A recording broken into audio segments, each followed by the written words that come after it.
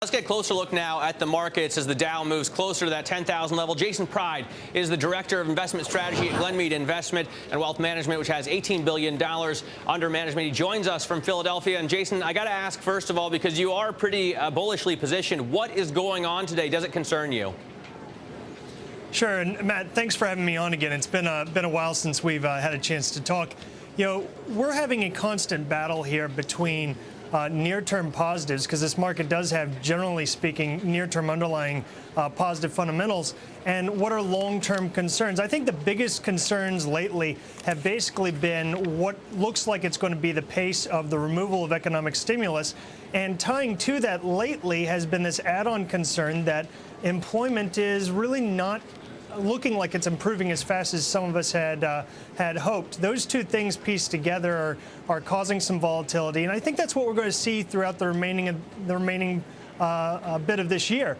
Is we have a lot of uncertainty to deal with, and while we're positively positioned and think that things are still somewhat bullish in nature, there's a lot of volatility that we're going to see through this transition in 2010. I got to ask you, though, Jason, a lot of people have expected unemployment to remain bad throughout this year. That's not really a surprise, right? Because we know that even as we start to see jobs coming back into the economy, you're going to see a whole slew of people who have been out of the market for jobs come back in. The other thing is you have the sovereign debt problem, which a lot of people have been predicting will blow up in our faces this year, and it looks like the concerns there are getting bigger and bigger. Yeah, and the employment situation, we're talking about degrees of magnitude here. I don't think anybody out there is expecting that employment's going to suddenly be back to a position where we have a 4 or 5% unemployment rate. But marginal improvements this year have been what people have been starting to build into expectations. The rate that we've seen over the past four or 5 weeks now in improvements in employment have just not been in the ballpark that gets you to the same magnitude of improvement than people have been calling for.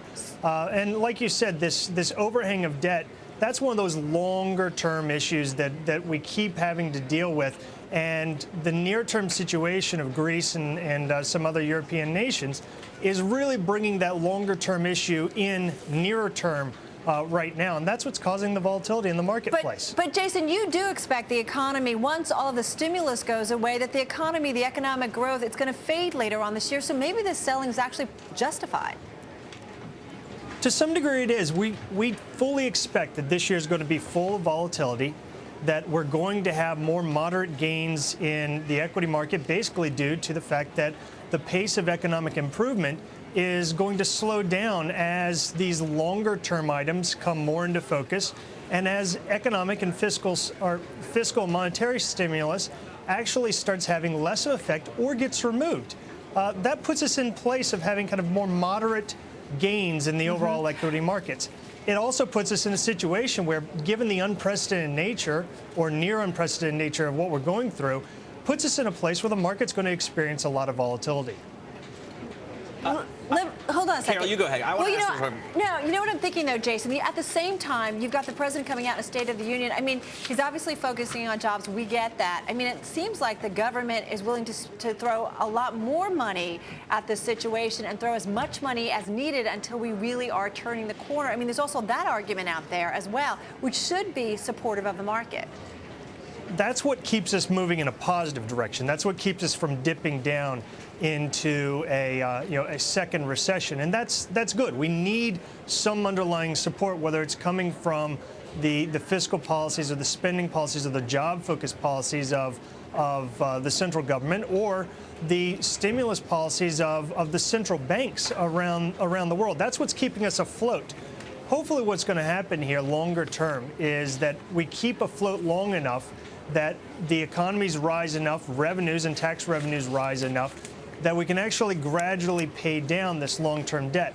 The path to that is not certain by any means, and therefore we're likely going to see a lot of volatility. You know, we've been positioning in a somewhat bullish stance, overweighting risk assets on a near-term basis, but we've been trying to do so without taking too much market-related risk to offset So that. today, just 10 seconds, today not a buying opportunity, Jason? Each of these times that you have the market come down, these are going to have to be buying opportunities if you are properly positioned. Bring your levels back up to where you want to be, Got it. but you can't do it all the time.